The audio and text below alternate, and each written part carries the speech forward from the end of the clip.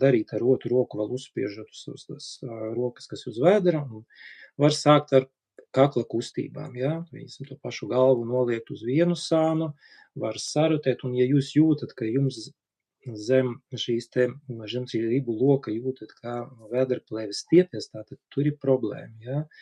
Tādā veidā mēs ļoti labi to pašu nervus frenikus atbrīvojam, ja, kas inervē šo parietālo vēderplēvi, strādājam ar tiem saugumiem lokāli. Ļoti laba metode, saglabājot šo roku spiedienu, ja kāds jūsu ģimenes loceklis tur, pacelt rokas uz augšu, ja, un veikt šīs te ritmiskas kustības, tā kā malku skaldot.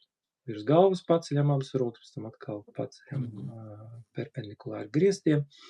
Var plecu sapļot, vienu plecu, otru plecu, var vienu plecu pacelt uz augšu, otru uz leju, to visu daram